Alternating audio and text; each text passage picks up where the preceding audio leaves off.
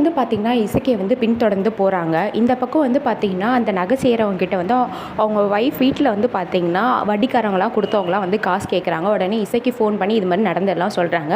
அதுக்கப்புறம் ஜெயிலில் போய் வந்து சந்திக்கிறாங்க அவங்க ஹஸ்பண்டை. அவங்க ஹஸ்பண்டும் வந்து பார்த்திங்கன்னா இது மாதிரி ஆகும் நான் நினச்சே பார்க்கல, அவங்க எல்லாமே பார்த்துப்பாங்கன்னு சொல்லிட்டு தான் நான் வந்து இது மாதிரி பண்ணேன் அப்படின்னு வந்து சொல்கிறாங்க. அதுக்கப்புறம் இசைக்கு வந்து பார்த்திங்கன்னா என்னால் என்ன பண்ண முடியும் அப்படின்னு வந்து சொல்லிட்டு அவங்க ஒய்ஃப் கிட்ட வந்து சொல்லிட்டு அப்படியே எஸ்கேப் ஆகலான்னு இருக்காங்க. ஸோ இந்த விஷயம்லாம் வந்து பார்த்திங்கன்னா நம்ம சிந்து வந்து கவனிக்கிறாங்க.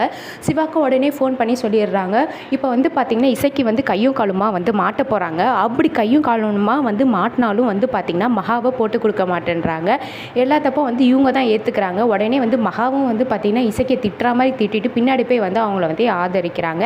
இன்னொரு பக்கம் வந்து பார்த்திங்கன்னா நம்ம ஆறுமுகம் வந்து பைரவிக்கு அடிப்பட்டது எல்லாமே காரணம் நான் தானே, என்னால் அவள் என்ன அனுபவிச்சா அப்படின்னு வந்து சொல்லிட்டு ரொம்ப வந்து கில்ட்டியாக வந்து ஃபீல் பண்ணிகிட்ருக்காங்க. இன்னொரு பக்கம் பைரவி வந்து பார்த்திங்கன்னா அவங்களே அறியாமல் வந்து ஆறுமுகத்தை வந்து விரும்பின்னு தான் இருக்காங்க.